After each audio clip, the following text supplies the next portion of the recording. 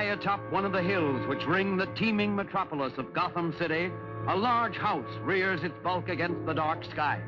Outwardly, there's nothing to distinguish this house from many others.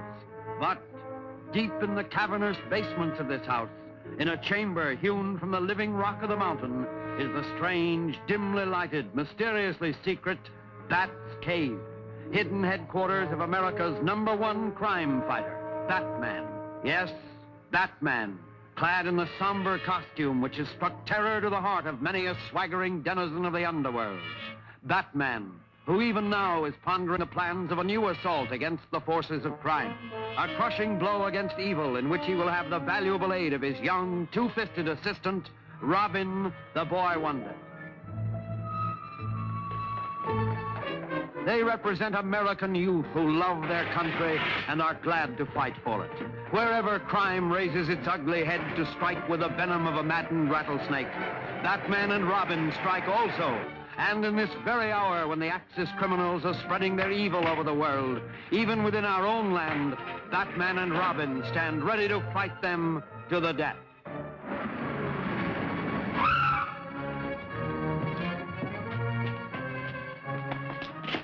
These boxes are usually locked. I know it. Captain Arnold, please.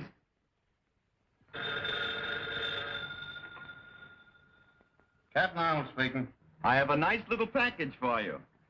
You'll find it at the corner of First and Maple. Heavily. Yeah, what's doing, Captain? It's the Batman again. He's at the corner of First and Maple. And this time, I'm going with you. Calling car 67. 67. That's us. Go to First and Maple. A702. I'm warning you. Dr. Daka will make you regret this. Shut up! Dr. Daka? Who's that? Never mind. You'll find out. Let's wait around and see Captain Arnold's face when he gets here. No time for that. Don't forget I've got a date. Let's go.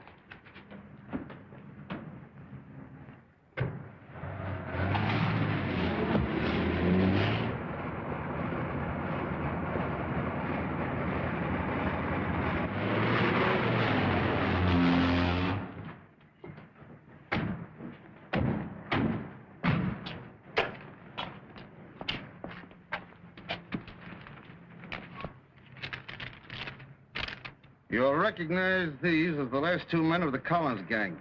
I know you've been looking for them for some time. They're Batman. P.S. The keys to the handcuffs are in this one's pocket.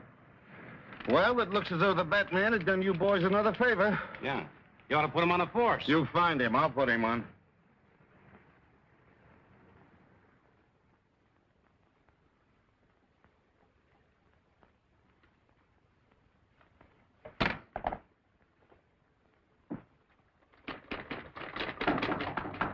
Come in.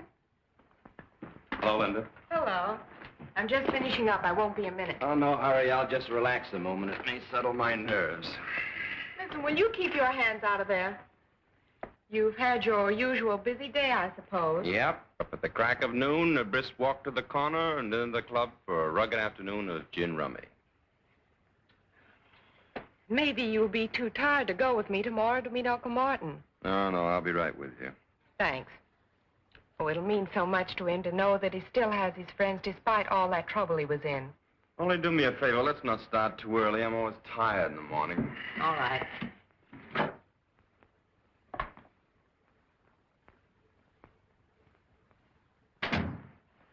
You're liable to carry that masquerade too far.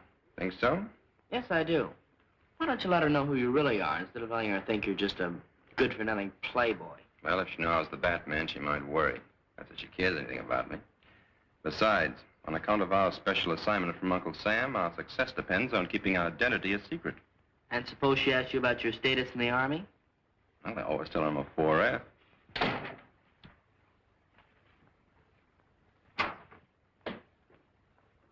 That was fast. Well, I don't keep people waiting like someone I know. Read all about it. Read all about the Batman. Captures Collin gang. Extra, extra. Hey, boys, paper.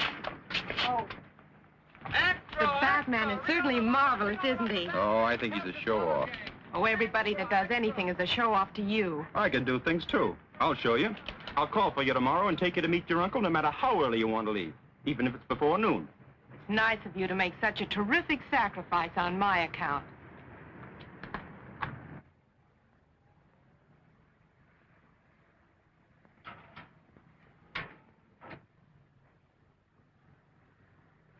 That looks like Warren. Yeah, that's him. My old cellmate.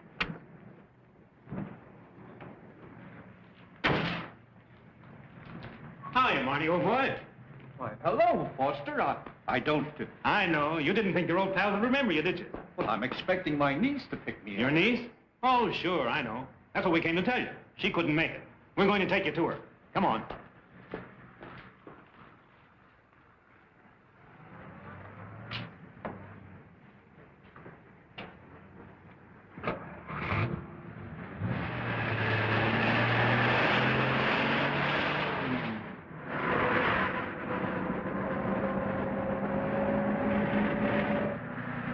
That looked like my niece in that car. You're seeing things, Marty. Stop the car. Pipe down, Marty. You're going with us. Now sit back and relax. Why, what do you want from me? You'll find out soon enough.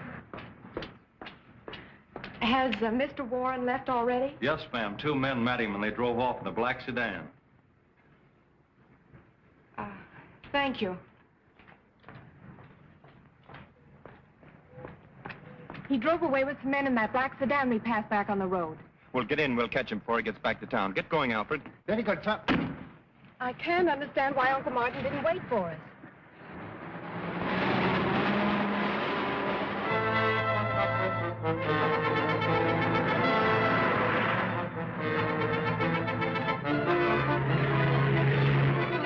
Hey, that car with a dame in it's right back of us. Step on it. We'll see if they're tailing us. They're speeding up, sir. Drive a little faster, Alfred. They're trying to lose us. I have a strange feeling that Uncle Martin is in some kind of trouble. They're gaining on us. Can't you get any more speed out of this jalopy? Do you think we can catch them? Sure, but I hope we catch them before some speed cop catches us. They're out of sight. Release the gas and make the change.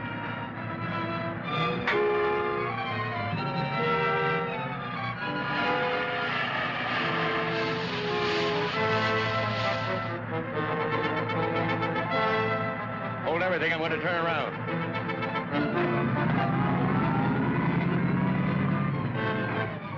Here they come. Get down. They passed us. Didn't give us a tumble. Well, let them try to figure that one out. They've disappeared, sir. No side roads.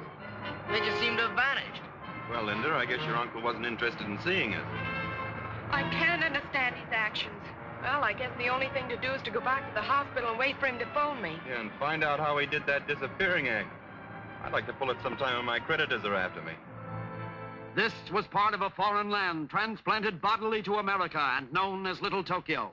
Since a wise government rounded up the shifty-eyed Japs, it has become virtually a ghost street where only one business survives, eking out a precarious existence on the dimes of curiosity seekers. Now, this exhibit, my friend, was created by artists that know. Artists who have created some of the finest wax exhibits in all of England and France. Now, the price of admission is only 10 cents, plus 1 cent tax for Uncle Sam.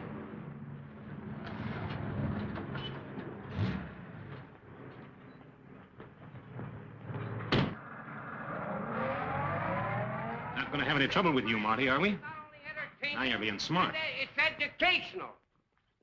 All right, gentlemen, right up these steps. And if when you come out you don't say it's the greatest exhibit you ever saw, I'll refund your money. All right, folks, who's next? Just a minute, folks. I know you two want to ride alone.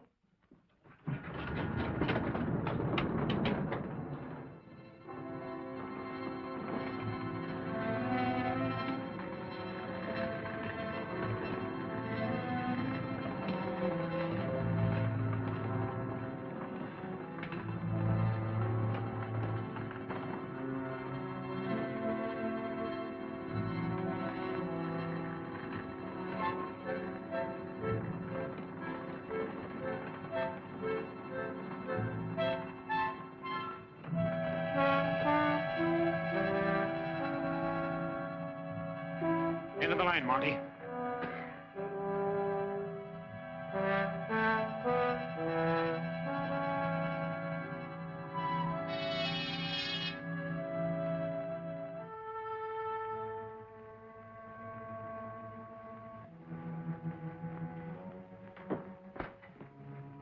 Come in, Mr. Warren. The League of the New Order extends a cordial welcome to an honored guest. The League of the New Order? Yes, a group of men, all of them dishonored like yourself.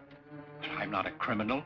I was convicted, yes, and sent to prison. But if the truth were known... The fact remains that you have been dishonored. Exactly like our friend Mr. Fletcher here. An excellent architect, brilliant engineer, except that some of his buildings did not quite come up to specifications.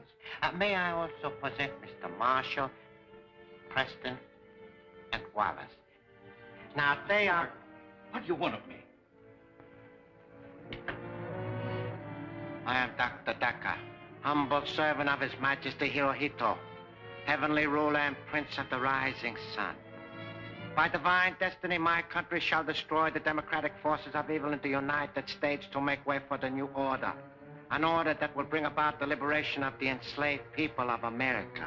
Each of these men, dishonored by your corrupt form of government, is a specialist in his line and have been especially selected by me to execute the orders I received from Tokyo.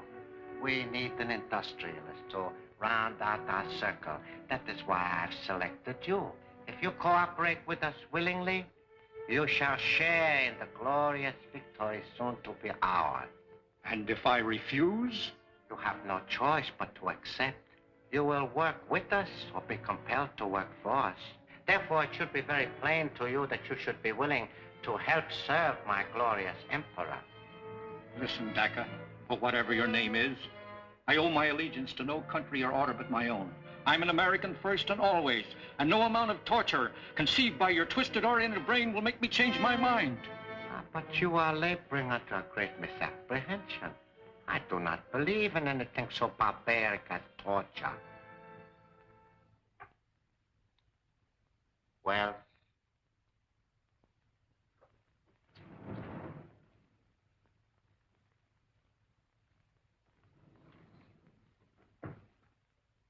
Bob! Your former partner. He was our first choice for the position you are about to assume. Unfortunately, he too attempted to resist the inevitable. Bob, old man. Don't you know me? What have you done to him?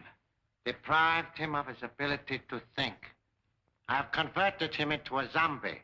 He can only act as I direct.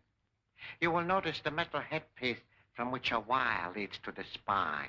Now, Mr. Warren, I would like you to look at this special microphone, the only means of communication with a zombie. When I speak into it, this slave gets the impulses through the headpiece and obeys my wishes. By this means, I have him carry out my orders no matter how far he is from me. Interesting, isn't it? Wells, return to your station.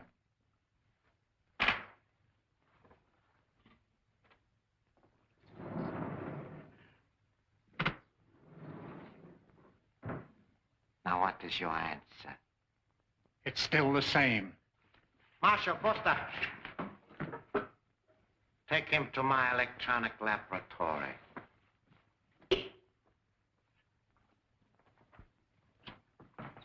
Patton Jones, the door.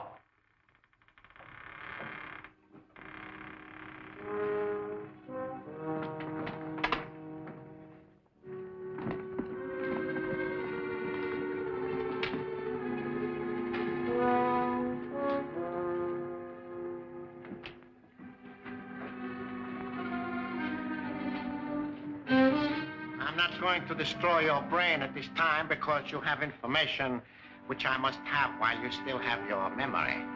I'll tell you nothing. Fletcher, serum. Have you ever heard of the truth serum, Mr. Warren?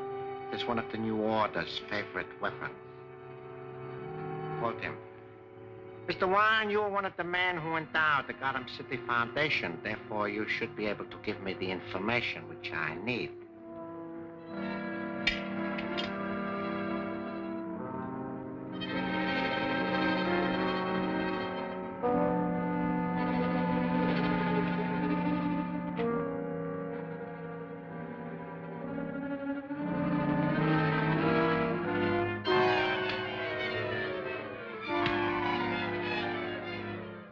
How much radium have they on hand at the Gotham City Foundation? Several grams. Where do they keep it? In the safe behind the picture in Dr. Borden's dispensary. Do you know the combination? No, I do not. Preston, lock him up.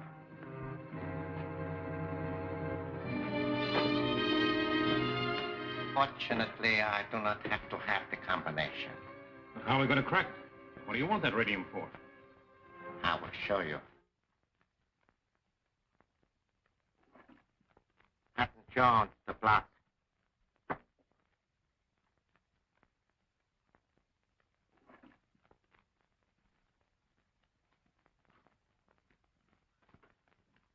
Gentlemen, this is the new order, secret weapon. Marshal, give me a capsule. This weapon employs an infinitesimal amount of radium. It is a small yet deadly forerunner of the atom smasher, which, when perfected, will smash anything that lies in our way to victory. Allow me to demonstrate its destructiveness.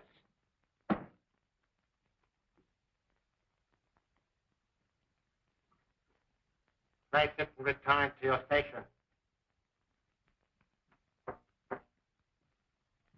I would step over this way, gentlemen, if I were you. Foster, I want you particularly to see this. There are several adjustments for power on this weapon. However, the weakest will suffice for this operation. Preston, step back and observe. Now watch what happens to that solid block of cement.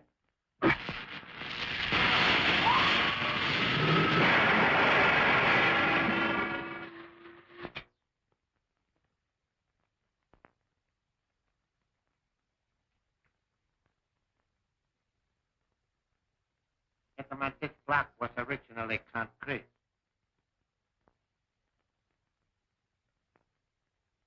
What? Yes. Now you understand why I must have more radium. Why, sure. With more radium, we can build a weapon bigger than that gun. Exactly. We can build a lethal mechanism so destructive as to make retaliation by the United Nations impossible. However, this weapon will suffice to open the safe at the Gotham City Foundation. And I am giving you that assignment. We've been back over an hour and he hasn't called yet. Oh, don't worry about your uncle. I'm sure he'll call you sometime today and explain why he didn't wait for us. Maybe he's in conference or something. If you'd gotten up a little bit earlier this morning, we would have been there in time to meet him. From now on, I'm turning over a new leaf. I'm going to be very dependable. Seems to me I've heard that line before. Well, this time I mean it. You just tell me what to do and I'll do it. All right. The first thing both of you can do is to get out of here and let me get my work done. Dr. Borden's going to be here any minute, and I've got an awful lot of typing to do. Never mind the details. We can take a hand. Wait, I got an idea.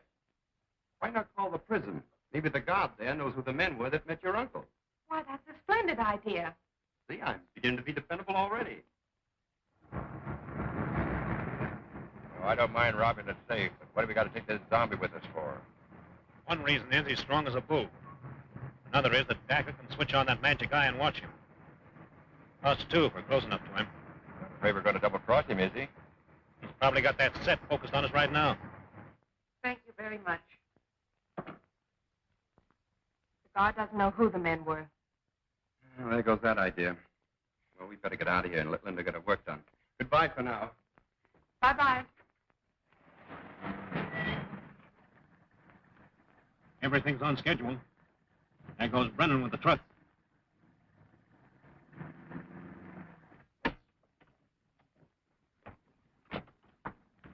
Look, that's the car we were chasing this morning. Sure looks like it. Those three men just alighted from it, sir.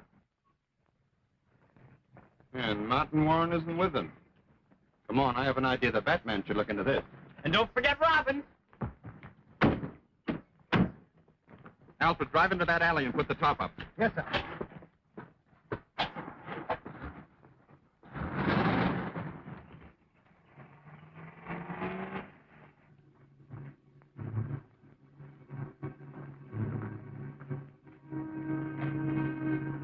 Dr. Borden, this experiment.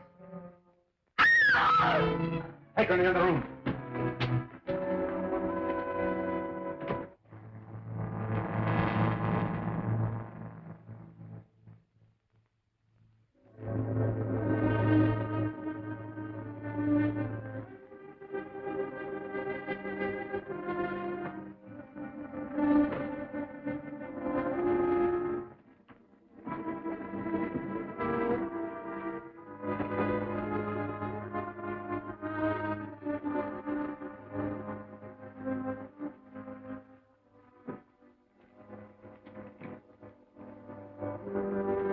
What's going on here?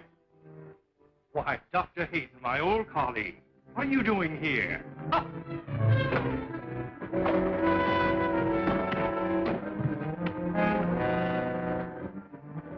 Take the laundry bag.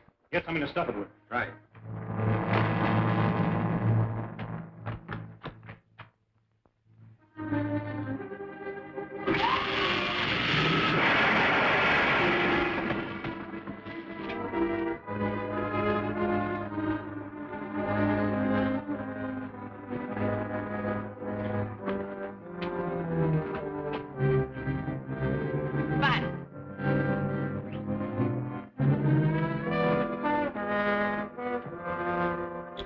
Let's get out of here. Right.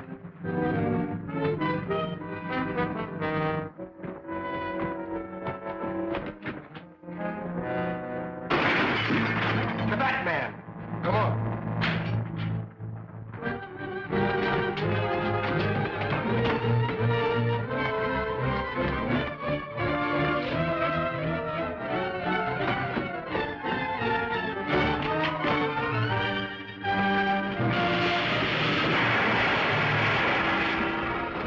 Get him.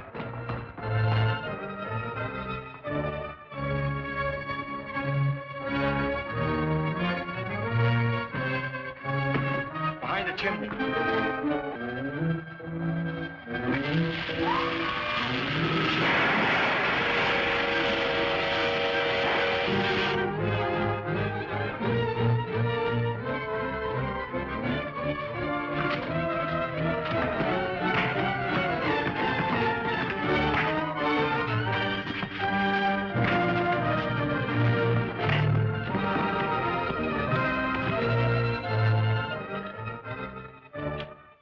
Marie, get the police here quickly.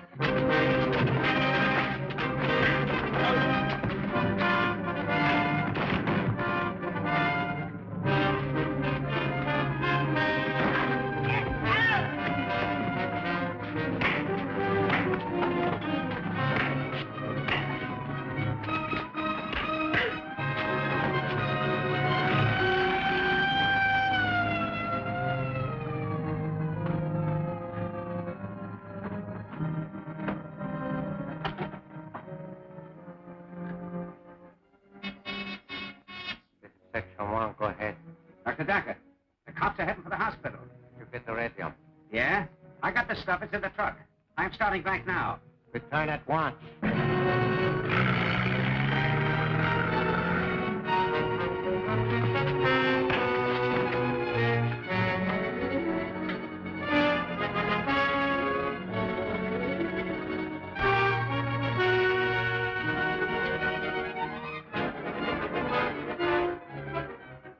Head and leave the roof. Head and leave the roof.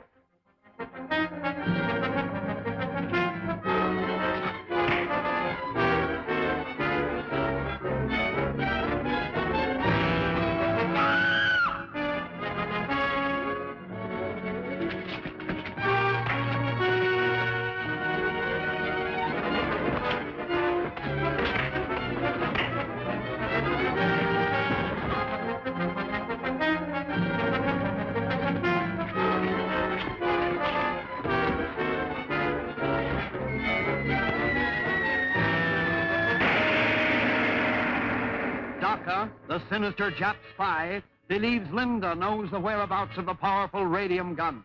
And what about Linda? Can she escape his evil clutches?